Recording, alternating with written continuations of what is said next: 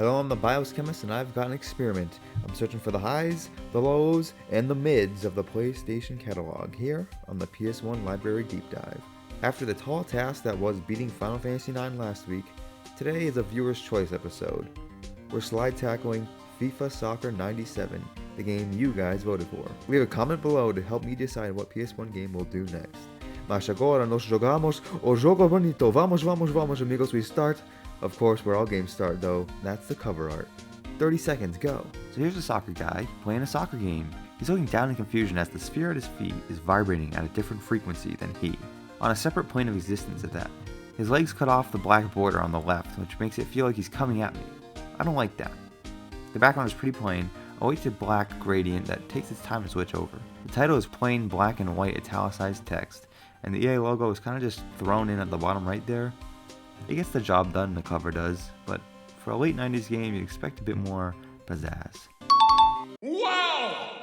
Incredible! Pizzazz that we'll see in a moment when we throw the disc in. How's the European cover fare? A little better, I think. It's decidedly cleaner, just being white, and the red in the 97 does help it pop a little bit. There was no Japanese release on the PS1. So we start off with a killer montage, typical of all sports sims in the late 90s, which leads us to this pretty grungy title screen. The visuals accompanied with the music give so much personality. I wouldn't necessarily say it emanates soccer to me, but it certainly lets you know you're playing football in the 90s, baby. It's such a stark contrast to the bland corporate-looking menus you see in today's EA Sports titles.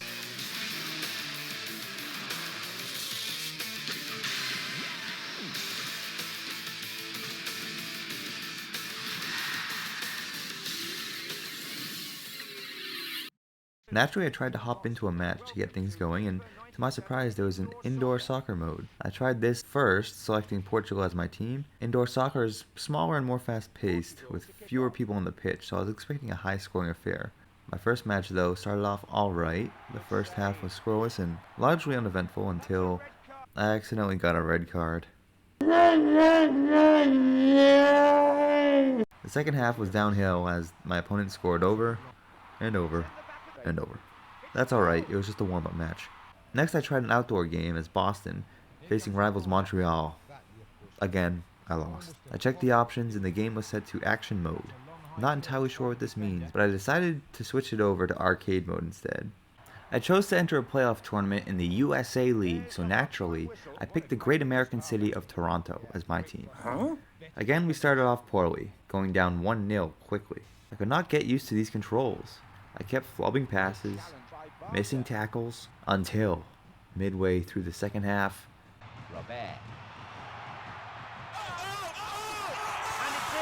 We've knotted it. Let's see that replay.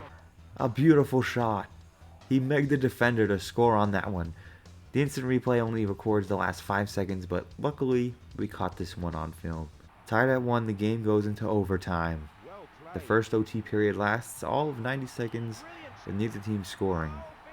Nearing the end of second OT, he shoots and he scores. We barely get to see it because the game cut away, but Toronto wins it. Our Cinderella run continues into the second round where we face Miami and lose 3-0, ending our playoff push. I gave up my hopes on winning the championship and just tried an exhibition match with the Argentinian national team. A squad was one of the highest overalls in the game. You know, that's one thing about the presentation that bugged me here. You only see the team's stats after you select your team, which is big because the good teams feel drastically different than the bad teams. In the options, I selected this game to have a drenched pitch, so I expected the game to have rain. Grass did look darker and the ball physics were slightly different, but there were no rain visuals, which I found pretty disappointing. What was not disappointing, though, was Argentina's play. It was world class. I went up 2-0 before my star player got red carded for cleating the goalie. You may have noticed that I get red cards often. Well, that's really down to the game's controls. You see, they're not very good. The circle button while on offense is used to shoot the ball, while on defense it's used to slide tackle. Let's say you're on an offensive breakaway and there's a loose ball near the goalie. You're going to want to shoot, so naturally you press circle. What might happen though is that you slide tackle that hand-using cheater in the calf and make him collapse, leading to your ejection. The square button has a similar problem. While on defense, squares tackle a normal challenge of the ball, while on offense it lobs it. Sometimes I'll press square twice to try and steal the ball from the opponent, which leads to me successfully stealing it and then subsequently launching the ball out of bounds into the stands.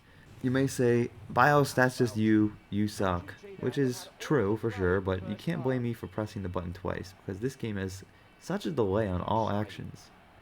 Whenever you try to pass or shoot or tackle or slide tackle anything, there's a delay to the input.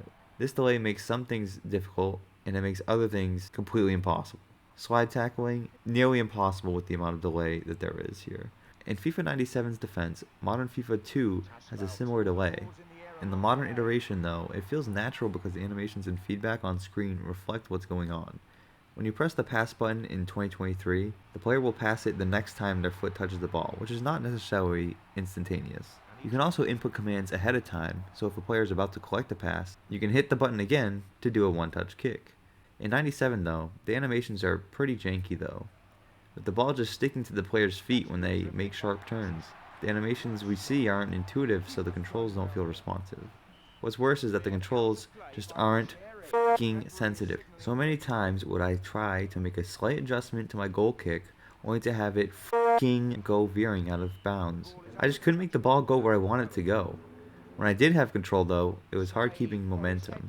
In soccer, you want to run, get the ball while running, then pass the ball to running teammates, and then continue to run yourself. If you're on a breakaway here though, every time you make a pass, your player has to slow down a bit and kick it to the next guy. I don't know, maybe I'm messing something up here, but it's very hard to keep my plays moving fluidly. Don't get me wrong, I'm not trying to praise EA for improving a game they've made every year for the last 3 decades. I'm just trying to explain how tough it is to go back to this installment now. Other quality of life additions are sorely missed, like the power bar telling you how strong your kick is, or a mini-map at the bottom of the screen showing where all the players are. Now, by my understanding, and by my understanding I mean what Wikipedia says, this is the second game in the series to use this engine, but the first to try and go all 3D and use polygonal players. FIFA 96 only had 2D sprites.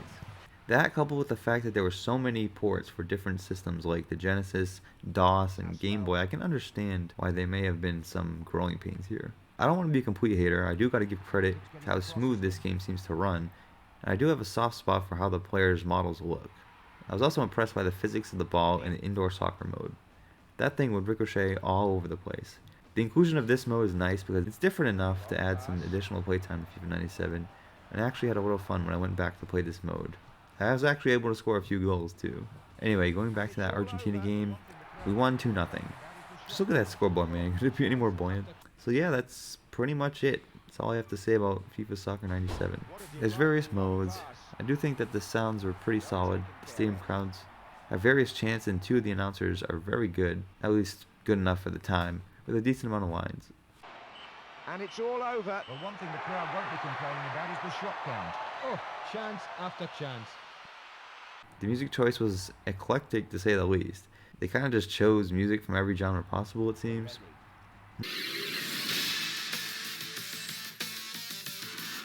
More power to them. There are various ways to play football matches, from a simple exhibition to playoff tournaments, to an entire league play. There are also well over 200 teams, so there are plenty of variables you can tweak here if you feel so inclined. But with the lackluster gameplay, I'm not sure many would want to these days. I could see this being a fun multiplayer game for soccer fans back in the day. FIFA has lasted a long time for a reason, so I'm sure it certainly garnered its fans.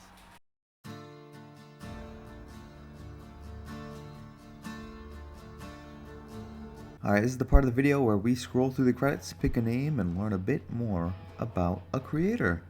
Today, I'm choosing one Kevin Pickell, a programmer on FIFA 97. He got his start way back in 1982, creating a Defender clone on Commodore PET.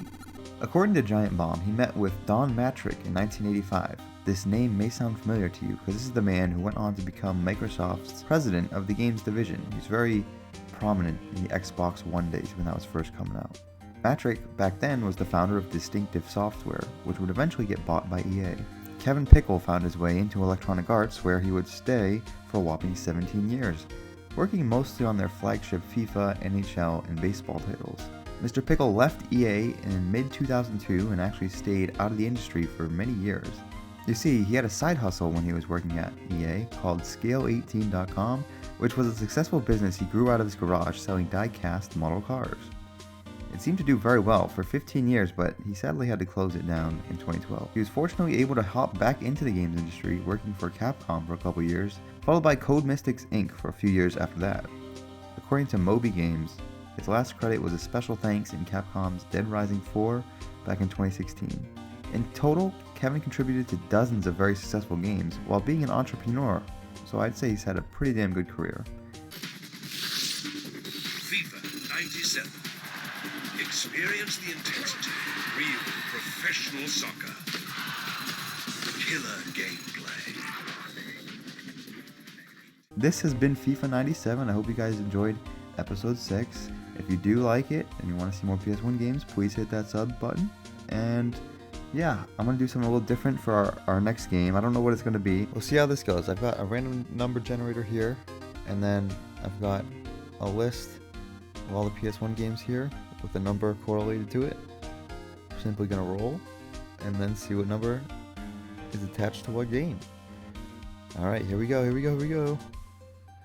3, 2, 1. 1158. Let's see. Control F. 1158 is Tomba. Okay, that's a good game. Nice. That's actually pretty sweet.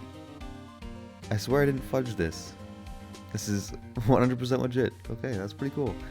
There's a lot of crap. I easily could have gotten another FIFA game, so not the crap, but hey, what are we gonna do? Alright, Tomba it is.